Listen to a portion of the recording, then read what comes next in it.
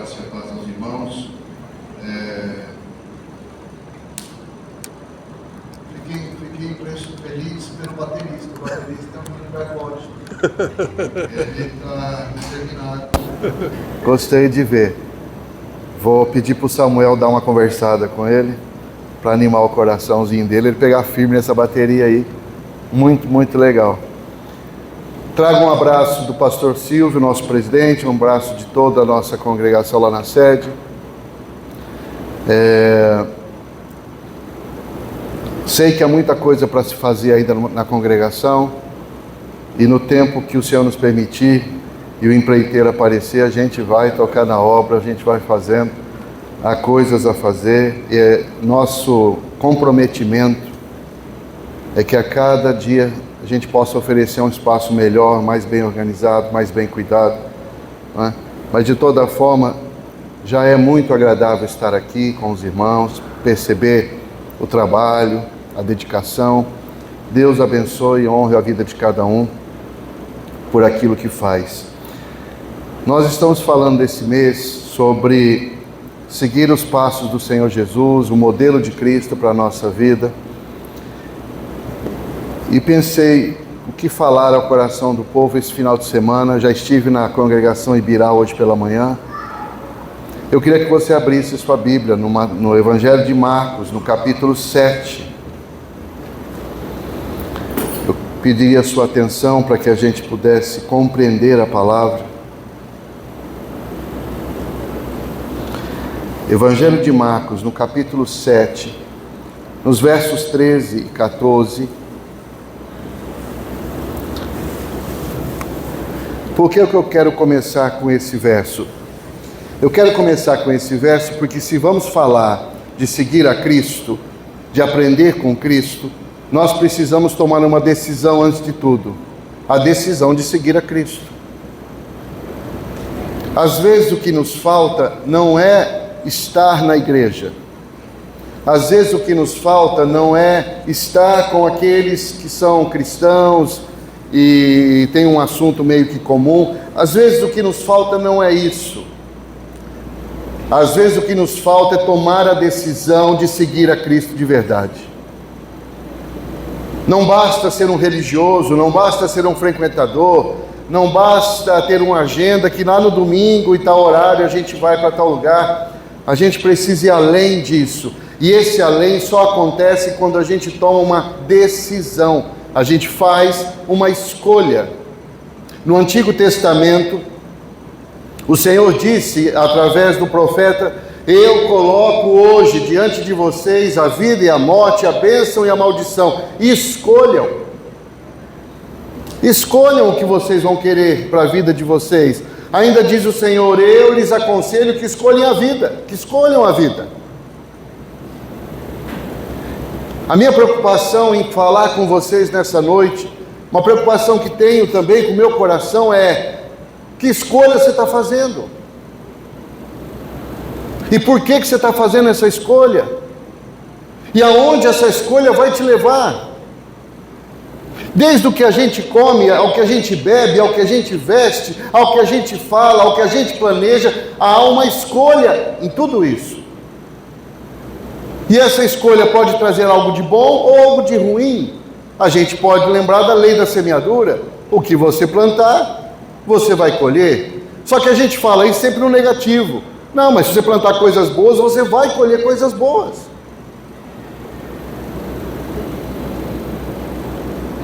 Marcos capítulo 7, verso 13, fala de uma escolha. Entrem pela porta estreita, pois larga é a porta e amplo o caminho que leva à perdição, e são muitos os que entram por ela. Como é estreita a porta e apertado o caminho que leva à vida, e são poucos os que a encontram. Quem disse isso? Jesus. Isso aqui são palavras de Jesus. Isso não é o que um discípulo achou. Obrigado, irmã. Isso não é o que o discípulo achou, isso não é o que um teólogo pensou, isso são palavras de Jesus. E ele está dizendo: você precisa fazer uma escolha. Há uma porta estreita, há uma porta apertada. E há uma porta larga. A porta estreita te leva à presença de Deus. A larga te leva à perdição. E a gente precisa a cada dia escolher a porta que a gente vai entrar. A cada dia. Tudo no nosso dia vai nos oferecer uma oportunidade de você escolher que porta você vai entrar agora. Quando os amigos na escola, quando o pessoal do trabalho, quando alguém da família se reúne, aquelas conversas, aquelas ideias, aqueles pensamentos, quando você abre a sua internet, você vê tudo que está ali colocado, tudo isso está lhe fazendo uma pergunta: que porta você vai entrar? A estreita ou a larga? Ah, mas a porta estreita não é apertada, não é desconfortável? Não. Ela é a porta certa, é a porta direita. Ah, mas a porta larga não é mais simples e confortável? Tem um monte de gente que vai, mas ela não vai te levar num bom lugar. Como diz o pessoal da sociologia, escolher é deixar, é perder aquilo que não se escolheu. Mas também escolher é ganhar aquilo que se escolheu. A Bíblia Sagrada fala de dois caminhos. E esses dois caminhos são simbolizados por duas portas. E a bondade, o amor e a graça do Senhor diz: escolha. Ele podia falar: você vai aqui. Mas Ele não quer ninguém por essa porta obrigado ou empurrado. Ele quer que você escolha. Amar a Deus precisa ser uma escolha. Porque eu amo a Deus, escolhi segui-lo. Escolhi passar por a porta que Ele chama de caminho para a minha vida. Uma outra coisa que eu preciso lhes dizer: não se pode percorrer os dois caminhos ao mesmo tempo. Não dá para a gente ficar numa vida, essa vida não é frutífera, onde de manhã a gente está na porta estreita, na hora do almoço já está na larga, daqui a pouco volta para a estreita, daqui a pouco volta para a larga. Não dá para se viver dessa forma. Não é bom isso. Tem hora que parece um cristão falando, horas depois já não é mais um cristão falando. É só confusão que a gente está fazendo. Às vezes tomamos uma decisão, abrimos uma página na internet, fazemos uma escolha. Essa escolha não tem nada a ver com ser cristão, não tem nada a ver com a porta estreita.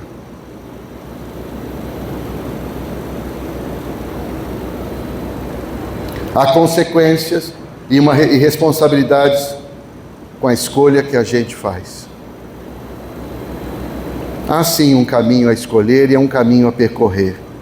E cada um de nós devemos percorrer esse caminho com fidelidade e compromisso. Se você olhar em João capítulo 14, em João capítulo 14 há algo muito marcante, muito significativo, uma palavra de Jesus muito rica, e que nós que já nascemos no tempo da graça do Senhor, às vezes lemos e a gente não entende muito bem a profundidade disso. Mas João capítulo 14, versículo 6 em diante, diz assim: eu sou o caminho, a verdade e a vida. Ninguém vem ao Pai a não ser por mim. Amém.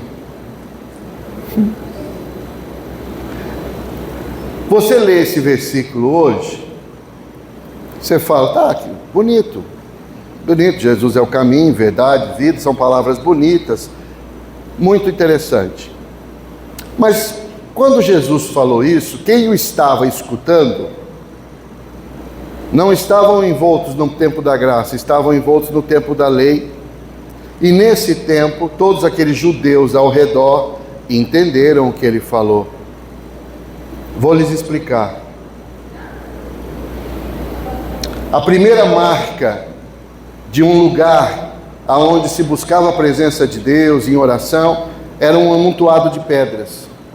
Esse é o primeiro sinal de um lugar de encontro com Deus.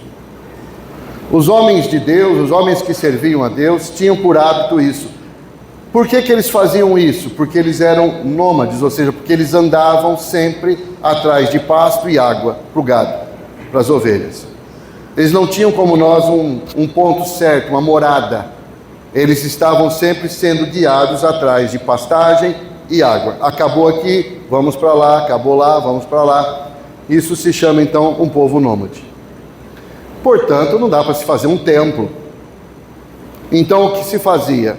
Se ajuntavam pedras, um grupo de pedras, se empilhava, se ungia com óleo, e ali aquele homem orava, buscava a face de Deus, ali ele marcava o lugar do encontro com Deus, o lugar de oração. Então, por certo que a caminhada desses homens de Deus deixou vários amontoados de pedras ungidos pelo caminho. Tomara que você também tenha o seu lugar de encontro com Deus, o lugar que marca o seu lugar de presença com o Senhor. Mas mais à frente a história vai se desenvolvendo. Esses judeus, esses israelitas, agora começam a viver uma coisa transitória, semi-nômade. Eles hoje conseguiriam ficar mais tempo, eles naquele momento ficariam mais tempo naquele lugar. E aí então eles construíram o tabernáculo, parecido já com um templo. Só que um tabernáculo tem como característica o monta e desmonta. É feito de pele de animais, as paredes, e já trazia naquela construção 3 lugares. 3 lugares. Mais ou menos como vocês têm aqui. Vocês têm aquele lugar onde as pessoas todas podem entrar. Ali é chamado, então, na versão bíblica, do átrio. Temos esse lugar, a nave do templo, que na perspectiva bíblica é chamada de o santo, o lugar santo. E temos o altar, que na perspectiva bíblica é chamado de Santo dos Santos ou Santíssimo. 3 lugares. Estão entendendo assim? 3 lugares? Tá. O tabernáculo era mais frágil, monta, desmonta, mas todos os tabernáculos foram construídos nessa forma e todos tinham véus que funcionavam como portas. Um véu, 2 véus, 3 véus. 3 portas. Aí você diz, aonde que esse homem quer chegar? Eu quero chegar nas palavras de Jesus. A primeira porta, o primeiro véu, era chamado de o caminho. Porta-caminho. A segunda era chamada de porta-verdade. E a terceira, na porta do altar, era chamada de porta-viva, ou porta da vida. Quando Jesus chega e diz às pessoas, eu sou o caminho, a verdade e a vida, o que ele estava dizendo para aquelas pessoas? Eu sou as 3 portas que levam à presença do Pai. Por isso ele diz, ninguém vem ao Pai a não ser por mim.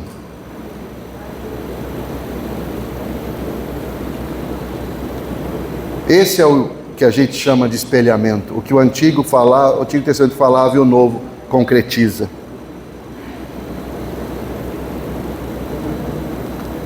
Sabe quem passa pela porta caminho? Quem escolheu passar.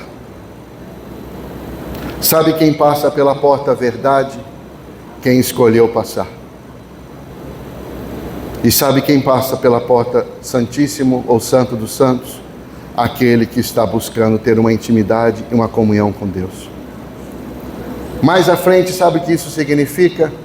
Mais à frente significa que esse último véu que levava à presença de Deus, esse último véu, só os sacerdotes uma vez ao ano podiam entrar, tinha todo um ritualismo, muito difícil tudo isso. Mas no tempo da graça, quando Jesus foi à cruz, morrer em nosso lugar, uma das conquistas da crucificação, daquilo que Cristo fez por nós, foi que o véu foi rasgado de cima a baixo. convidando a todos à presença de Deus.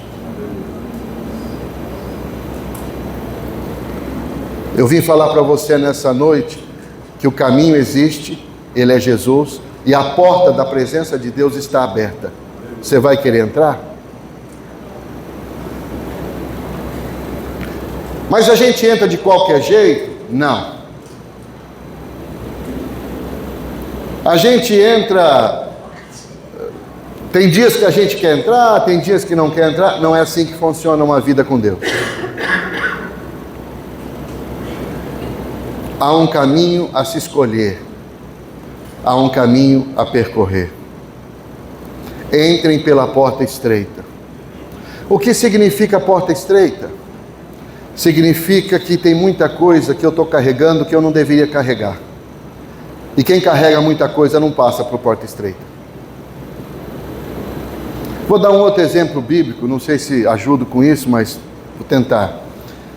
Por certo, alguém já escutou falar que na Bíblia diz que lá na cidade de Jerusalém, uma cidade toda murada, e os seus muros têm as portas de entrada e saída. E são portas muito distintas, ou seja, aquilo que se faz aqui nessa porta não se faz naquela. É o rito, é o costume.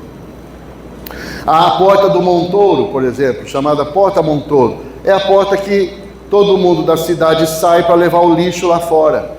O lixo era queimado fora da cidade. Então você não saía pela porta principal ou pela outra porta, você saía pela porta Montouro, a porta do lixo. E você ia lá num lugar determinado, jogar, e se queimava esse lixo.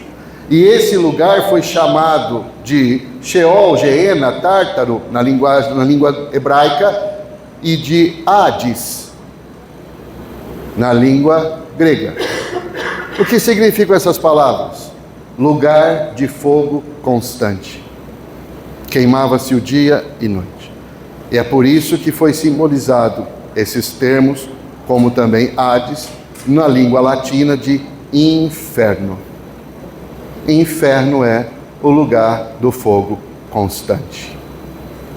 É assim que os escritores simbolizaram. O que é o inferno? É um lugar de fogo constante. É o que se queima lá? O lixo. Mas há outras portas. Há a porta principal. Há a porta dos velórios. Vai precisar fazer um velório, vai enterrar fora da cidade. Tem uma porta que se passa. Jesus um dia chegou nessa porta onde saía uma senhora chorando, uma viúva, com o seu filho morto. Jesus se comove, a misericórdia o toma, e ele toca naquele esquife, e aquele garoto ressuscita. Mas há uma outra porta, e é nessa que eu queria pensar com você aqui. Há uma porta chamada Porta Agulha. Aí você diz, que nome esquisito. Mas é porque ela é pequenininha, ela é apertadinha. Essa era a porta comercial, essa era a porta da fiscalização, se você está pagando imposto ou não, igual tem nas fronteiras. Essa era essa porta. Por que eles fizeram ela desse formato? Porque as pessoas traziam as mercadorias em cima a lombo de cavalos ou de camelos. E eles fizeram a porta tão bem desenhada que não passava um camelo com a carga toda nas costas. Ou passava o camelo ou a carga, os dois não. E aí o que eu era obrigado a fazer? Você tem que passar por aquela porta. Você tinha que ou diminuir a carga, ou você tinha que chegar lá e falar, dá licença, tira toda a carga, mostra para o fiscal tudo, paga lá os impostos que tem que pagar, passa a porta, joga tudo no lombo do animal e aí segue. Por isso que Jesus, é muito difícil um rico passar pela porta agulha, porque o rico anda com muita coisa. Mas eu não vim falar hoje de rico que anda com muita coisa. Eu vim falar de gente que carrega coisa demais. E porque carrega coisa demais, não passa por uma porta estreita. E tudo que você tiver que descarregar, você vai ter que explicar ao Senhor por que você está carregando essa mágoa toda, esse ódio todo, esse ressentimento todo. Porque você não vai entrar na cidade do Senhor carregando tanta coisa assim. Me faço entender quando digo isso? O escritor aos Hebreus dá um segredo para nós de como a gente deve viver melhor. Apóstolo Paulo, vou usar o exemplo do Paulo, melhor ainda para a gente compreender. O Paulo diz assim: nós temos um alvo, todos temos um alvo, que é chegar à presença de Deus. E ele diz: olha, para chegar nesse alvo, você tem que estar com os olhos muito firmes em Cristo. Parar de ficar olhando tanto para o lado e olhar mais para Cristo. Segundo conselho que ele nos dá: seja perseverante, insistente, não desanima não.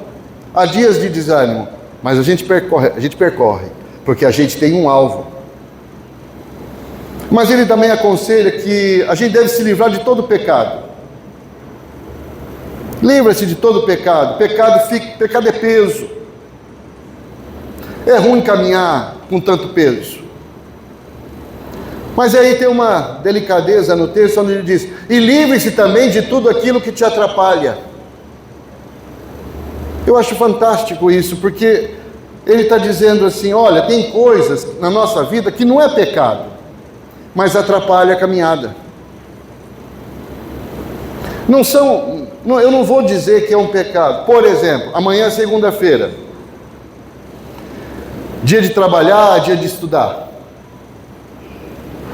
Aí eu fico na cama o dia inteirinho, dormindo. Você pecou? Não. Não está escrito na Bíblia: não dormirás porque é pecado. Não está escrito na Bíblia. Você vai chegar para Deus e falar: Senhor, me perdoa porque eu dormi? Não. Então, se não é pecado, o que é? É aquilo que atrapalha, porque atrapalhou sua vida. Você perdeu aula, você perdeu serviço, você perdeu um monte de coisa. Atrapalha a sua caminhada. 10 dormidas dessas, você perde o ano na escola. Vai ter que fazer tudo de novo. Há pecados, e a gente é muito ligeiro para perceber esses pecados, ainda mais na vida dos outros. Mas tem uma outra coisa que atrapalha a nossa caminhada. É esses erros, essas escolhas erradas. Você chegou numa praia, por exemplo, fez um esforço danado para juntar um dinheirinho para ir na praia.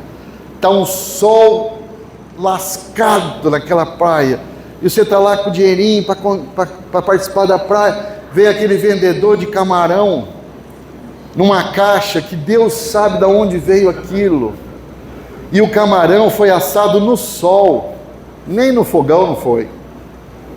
O camarão já chega desanimado para você, ele também está com calor, não é? E você não está muito habituado a camarão e tudo, e você está lá na praia, aí você empolga, aí você fala para o cara: eu quero 2 espetos. Vai passar uma semana no hospital. Não vai falar assim: foi o diabo que fez isso comigo. Não foi. Foi a sua escolha errada. Não é um bom lugar de comprar camarão. Você escolheu errado.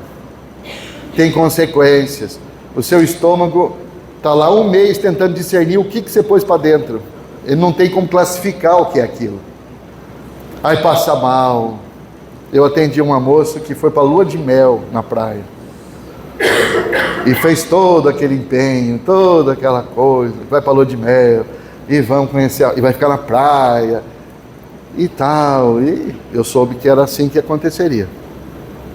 Passou um mês mais ou menos, ela voltou a conversar comigo, branca igual uma cera. Eu falei: você não foi na praia? Ela falou: fui. Mas você está mais branca do que você estava. É que eu não pude ficar na praia. Foi o que aconteceu. Ah, então, a gente chegou lá, aí a gente foi para a praia, aí a gente comprou os negócios para comer, e eu passei mal. Falei: um dia especial para passar mal, lua de mel, né? Eu passei muito mal. Eu achei que eu ia morrer. Eu fiquei verde. Eu esperava que depois de casada eu ficava verde, não na lua de mel. Eu fiquei verde, eu não sei o quê. Eu tive que tomar soro tantos dias. Bom, uma semana de lua de mel, 5 dias de hospital, até tirar o camarão de dentro. Não foi fácil. Uma escolha errada. Você está fazendo algo bom, você está fazendo uma viagem legal, é sua lua de mel, está tudo certo, são escolhas boas. Fez uma escolha errada, estragou tudo. Estragou tudo. Quantas vezes você sai de casa falando: Senhor, me ajuda, eu quero ter um dia bem legal, olha, eu vou escolher o caminho certo, eu vou viver em obediência ao Senhor. Alguém dá uma fechada na sua moto, você fala que a mãe do rapaz não é séria, que é uma mulher de caráter discutível. Já desandou a sua crença. É um caminho estreito, largo, estreito, largo, estreito, largo. A gente não é crente, a gente é uma sanfona. O marido chegou, sobe um sangue bravo, já solta o caminho largo no lombo do homem. E estava até agora no estreito. Por que fazemos assim? Porque ainda não tivemos o toque do Espírito Santo para falar: escolha o certo. Escolha o certo. Há uma forma de caminhar esse caminho. Eu preciso tirar de mim tudo que é pecado e tudo que me atrapalha. Eu não posso ficar tão pesado assim.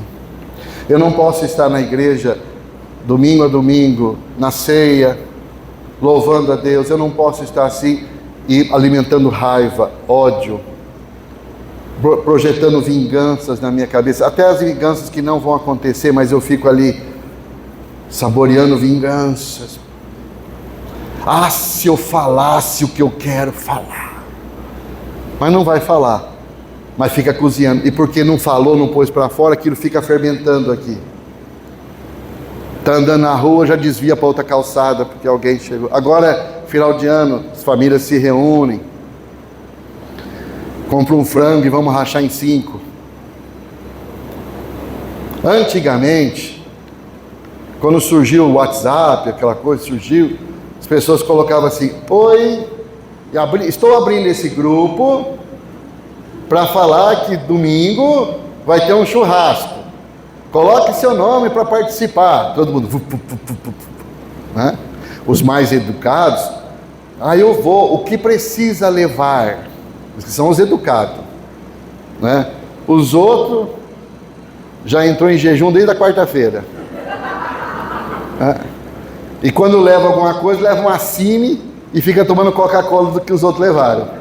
É uma pessoa que não tem que julgar. Mas qual é o problema disso? Hoje, coloca assim, chega lá no seu zap: oi, Natal, nós vamos fazer aqui na casa da fulana, cada um traz uma sobremesa, o frango está garantido. Quem vai? Aí fica assim um vazio. A primeira que responde é a vozinha de 90 anos, que ela vai. Só que ela não vai levar sobremesa porque ela tem diabetes, ela não pode comer. Aí, tá. Daqui a pouco no seu WhatsApp privado, chega a mensagem: oi, fulano vai? Porque se o fulano for, eu não vou.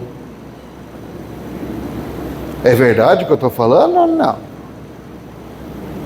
Você acha que um homem que tem uma barriga que nem a minha falaria isso para alguém? Você acha que eu quero saber quem vai? Eu quero saber o que tem. Eu quero saber o que tem, não quero saber quem vai. Entendeu? Quem vai só me preocupa no número de gente e se é mais fã de comida que eu. Aí são inimigos que eu vou ter lá. Mas olha como a gente está fazendo numa reunião, num jantar, num almoço, num churrasquinho, que pressupõe que é o encontro dos amigos, o encontro da família.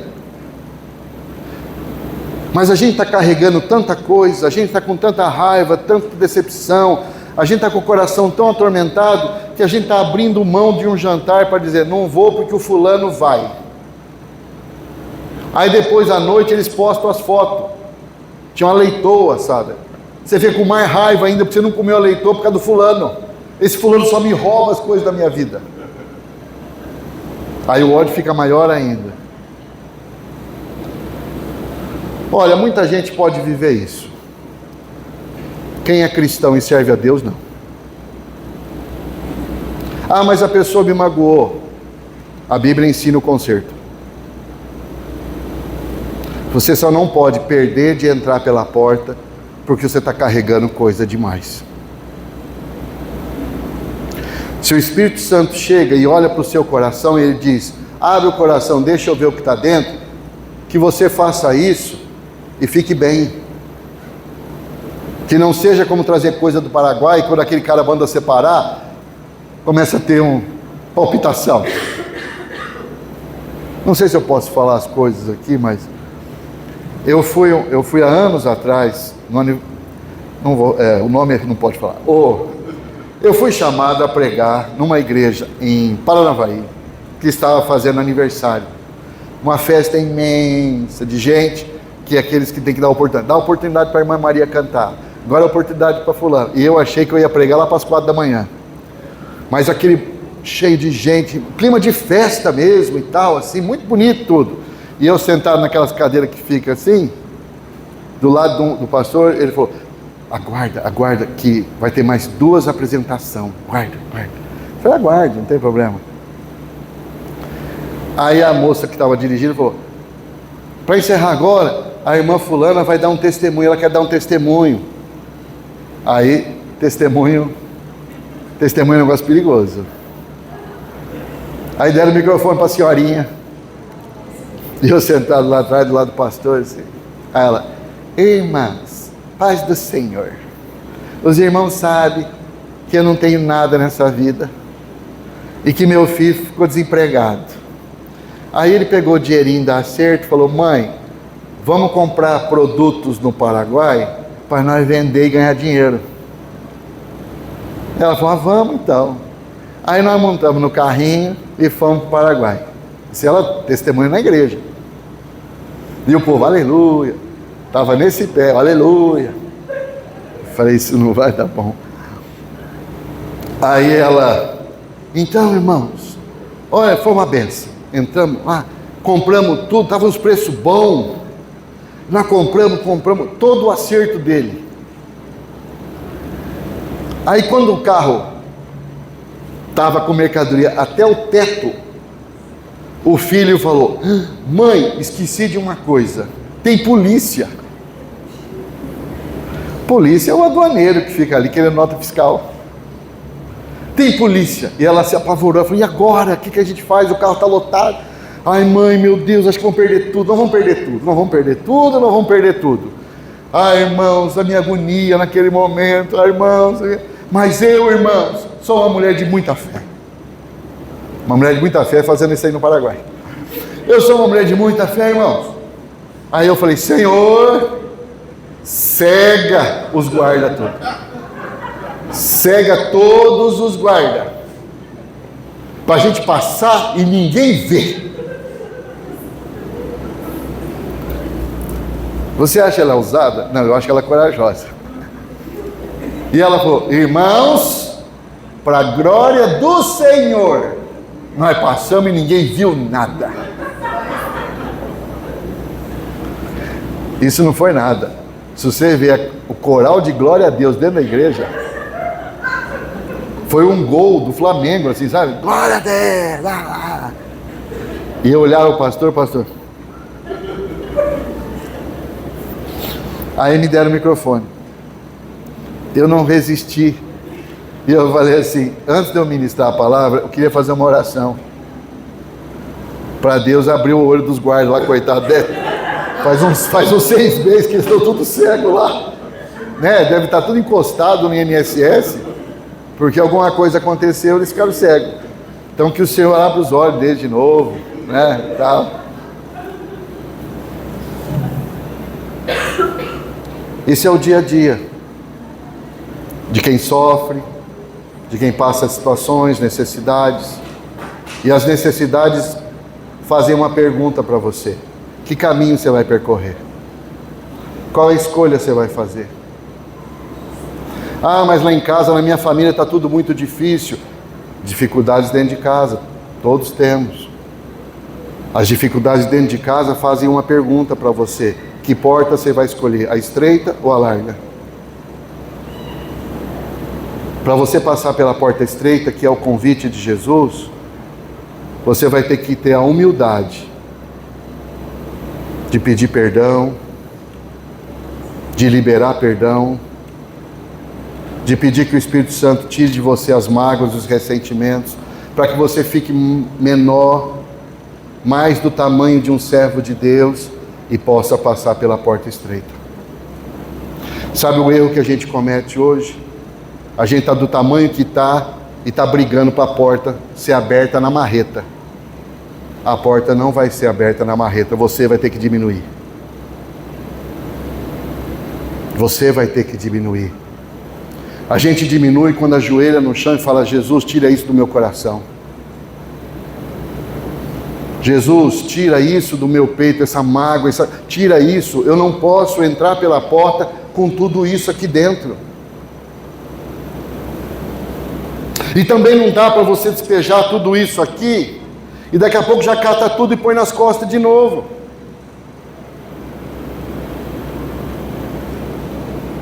Livra. Há uma oração fantástica na Bíblia que diz: sonda o meu coração e vê se há em mim algum caminho mau e me guia pelo teu caminho de justiça. Quem tem de verdade coragem de orar isso? Sabendo que o profeta Jeremias já nos anunciava: o Senhor Deus examina a mente, sonda o coração. A sua mente, os seus pensamentos e ideias e os seus sentimentos estão abertos diante de Deus. Deus sabe a senha do seu celular. Deus sabe o que você carrega no peito. Deus sabe o que você está bolando na sua cabecinha. Deus não se encanta com o seu rostinho choroso. Deus olha para dentro do seu coração e vê o que é que você está bolando aí dentro. O que eu vim falar para vocês nessa noite? Há um caminho para a gente percorrer. E esse caminho passa por obediência e perseverança. Tem um modelo para esse caminho, é Cristo. Sabe o que diz Efésios sobre Cristo? Jesus Cristo se esvaziou. E a gente está se enchendo. E a gente quer ser a mesma coisa. Não vai funcionar. A nossa oração, e eu queria estimular isso em você hoje, a sua oração for: Espírito Santo, o que precisa ser tirado de mim para que eu passe pela porta estreita? É a língua? É o pensamento? São as emoções distorcidas, equivocadas? É a minha desobediência? É a minha teimosia? Espírito Santo, o que é que precisa ser tirado de mim para que eu atravesse a porta estreita? Porque a porta estreita, ela me leva ao encontro com Deus. A porta estreita, ela me leva a encontrar com o Senhor Jesus, o meu Salvador. A gente não vai chegar na presença de Deus do jeito que está. A gente precisa se livrar do pecado e de tudo aquilo que nos atrapalha. A gente precisa ter discernimento maduro. Não é uma questão emocional de ficar lá, chora, não chora. É uma questão honesta e verdadeira. Deus, o Senhor me conhece. O Senhor me conhece. O que é que precisa ser tirado de mim? Porque eu quero agradar o teu coração.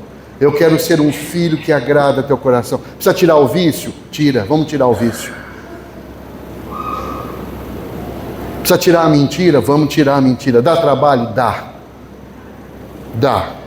Mas vale a pena. Ou você fica nesse caminho do engano pesado e não vai ver o Senhor, ou você pede para o Espírito Santo ir livrando você de tudo isso, e você vai ter a honra e o privilégio de encontrar o seu Salvador. Ensinado a gente é todos os dias. Não há um versículo que não diga: esvazia, tira isso do seu peito, Ah, vamos orar o Pai Nosso. Vamos orar o Pai Nosso. Senhor, nos perdoe da proporção que a gente está perdoando o outro. Se o Espírito Santo levar a sério, você está devendo. Mas a gente fala. Por quê? Porque aprendeu de forma religiosa. Fala no embalo. Pai nosso que está no céu, você fica sendo nome. Não sabe se está orando ou narrando um jogo. Mas solta. Perdoa os pecados. Amém. Ai, graças a Deus, já orei hoje. Não, você não orou, você narrou um jogo de várzea. Porque o que a oração transformou você? O que você disse de verdade? Ai, que o teu reino venha sobre o planeta e sobre sua vida. Foi o que eu disse aqui na ceia agora há pouco. Todo lugar que a gente vai, as pessoas falam, vamos consagrar o pão e o vinho.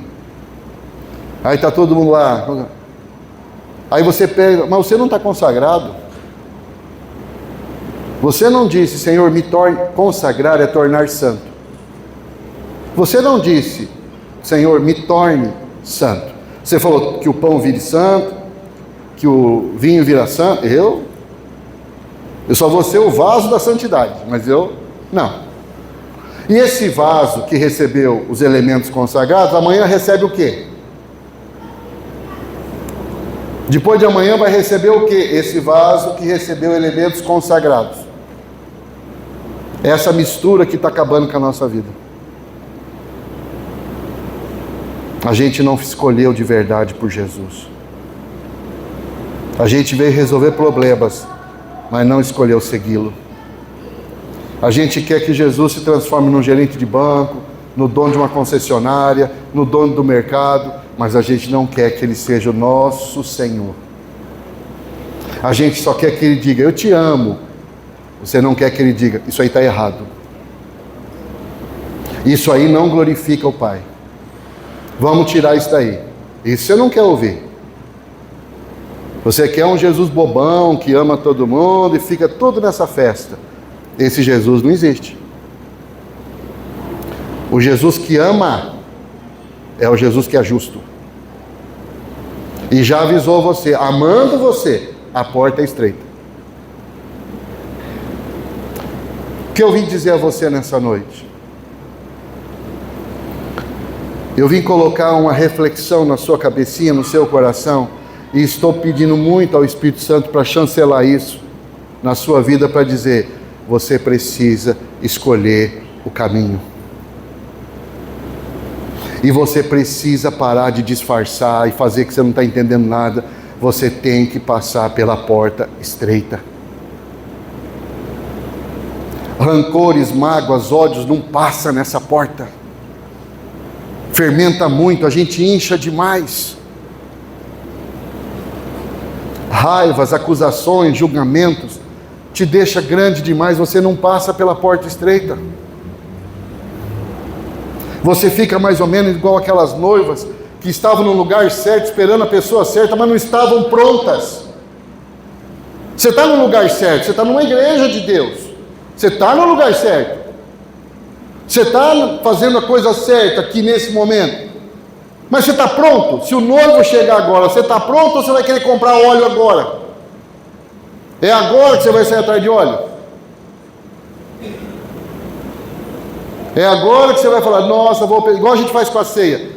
Vem o irmão trazendo os elementos da ceia, aí ele chega, aí você fala, só um pouquinho. Senhor, em nome de Jesus, me perdoa de tudo que eu fiz, eu não faço nunca mais isso aí. E o rapaz com a bandeja ali. Se disser mais 10 pecados, torce a coluna do coitado do irmão. Aí, Senhor, tomando um banho espiritual.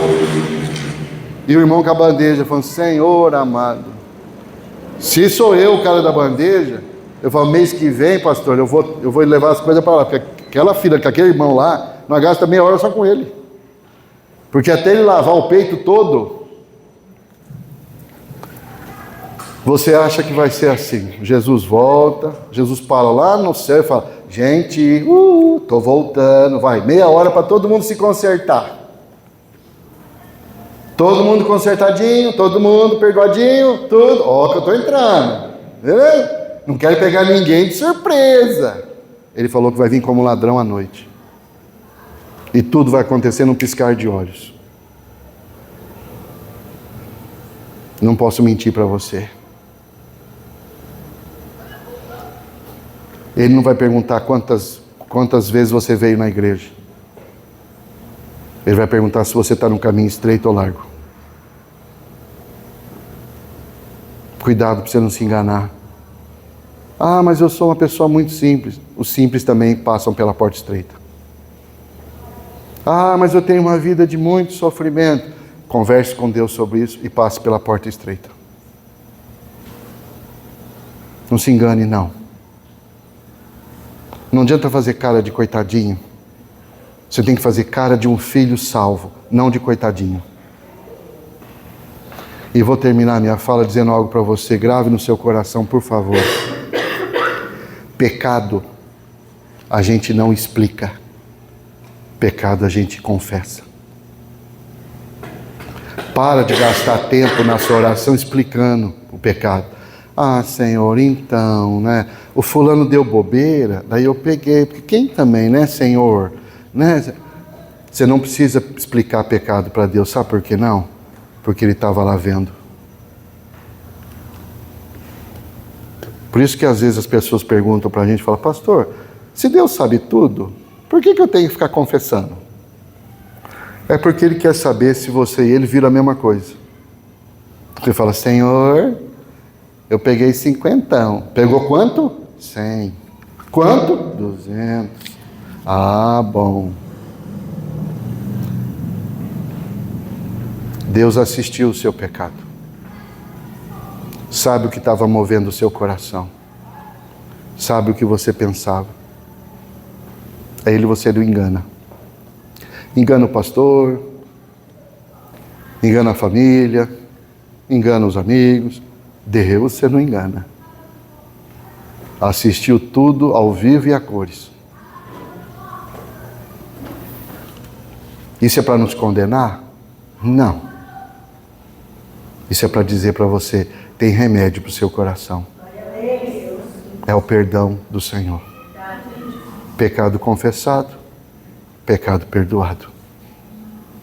Aquele que confessa e deixa, encontra misericórdia.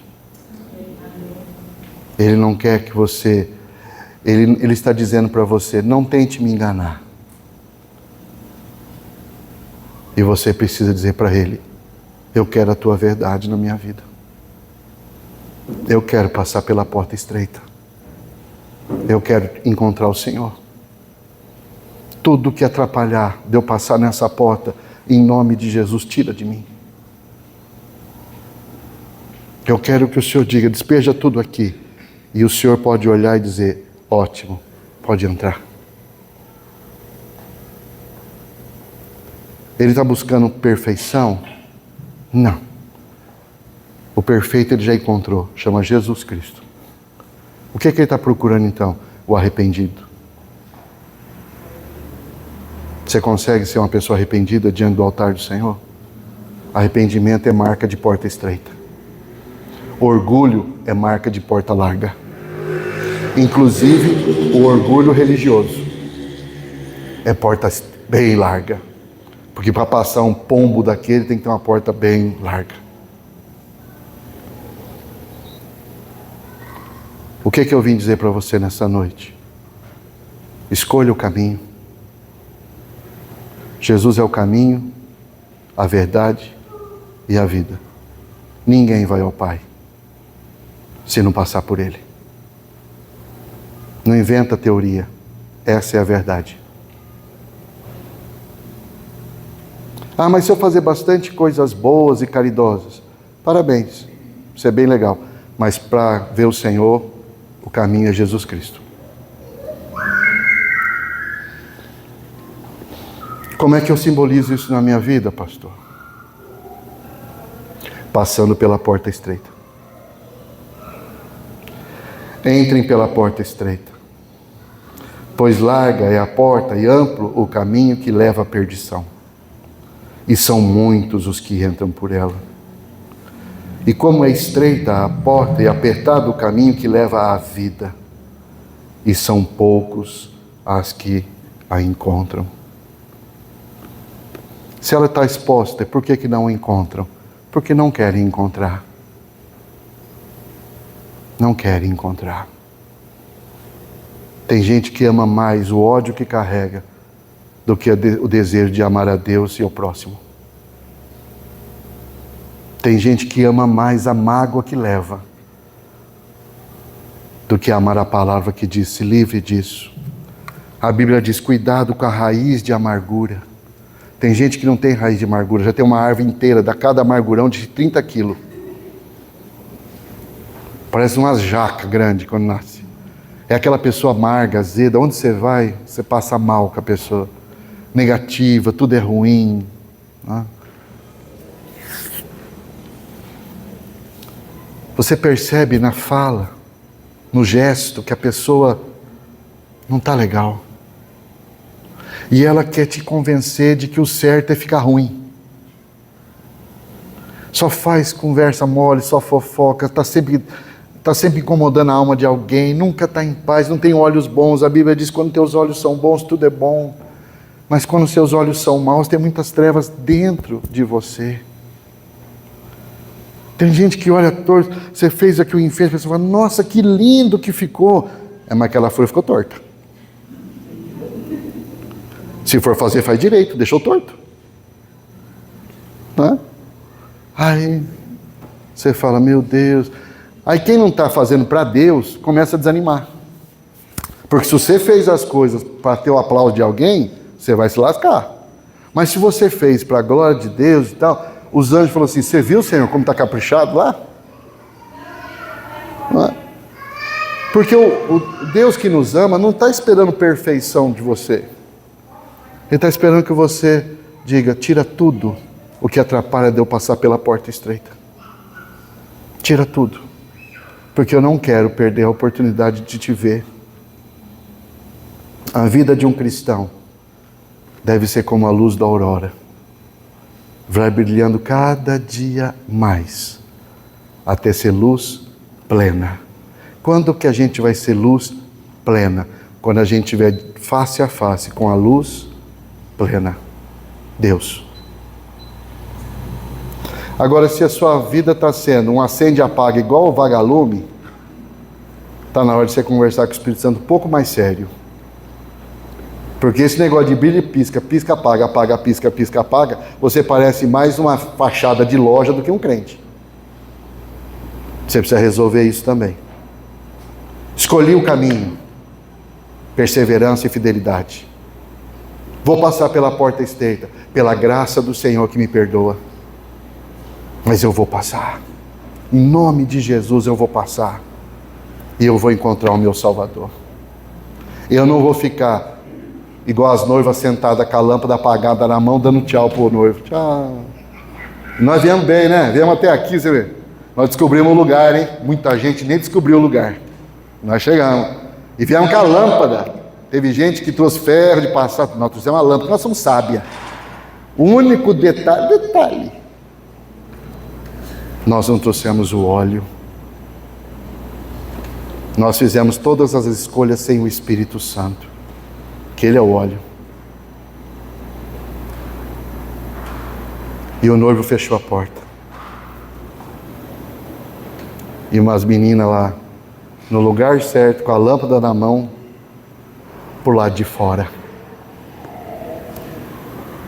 Tenha misericórdia de nós e não deixe isso acontecer com a gente. Abaixe sua cabeça, vamos orar. Senhor, a Tua palavra diz, palavras Tuas, há uma porta estreita. Por vezes a porta estreita ela é desconfortável, mas é essa porta estreita que vai nos levar a encontrar a vida com o Senhor. Em nome de Jesus, que o Teu Espírito Santo nos toque de tal maneira que surja em nós um forte desejo da gente se desamarrar de tudo que atrapalha, do pecado, dos sentimentos estranhos, das raivas, dos ódios, das vinganças, da mágoa, da amargura, da frieza. Vai tirando tudo isso em nome de Jesus. Por mais que a nossa história tenha sido muito difícil, muito dura, muito injusta, em nome de Jesus, traz o teu consolo e tira de nós tudo aquilo que atrapalha que a gente passe pela porta estreita. Até o teu filho Jesus, a palavra diz, ele esvaziou-se. Ele esvaziou-se porque cumpriu o propósito de amor para nos salvar. Espírito Santo, nos dá esse discernimento. Por que a gente está atrapalhando tanto o teu agir na nossa vida? Por que a gente carrega tanto peso desnecessário? Como é que a gente pode dizer que é luz e fala de tantas trevas e sente tantas trevas? Como é que a gente pode fazer isso? A tua palavra diz, de uma fonte de água doce pode sair água amarga. Meu irmão, minha irmã, que caminho você vai escolher? Eu não estou falando de religião. Eu não estou falando de ser crente. Eu estou falando de ser filho do Deus vivo. Que caminho você vai escolher? Há um caminho a escolher. Há um caminho a percorrer. E esse caminho é o exemplo e modelo que é Jesus Cristo. Sua palavra. E o conselho dele para você é: entre pela porta estreita. Não tem jeito de ter confusão. Entre pela porta estreita.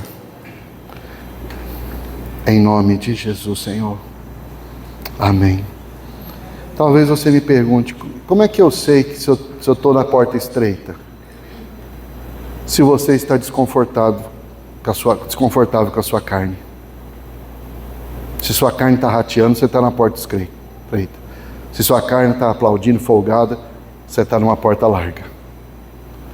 A nossa carne precisa de um cabresto. Ela precisa entrar na obediência à palavra. Esse caminho da porta estreita, ele nem sempre é muito confortável, mas ele nos leva para a eternidade na presença mais incrível, a presença de Deus. Deus abençoe sua vida. Coloque-se de pé então.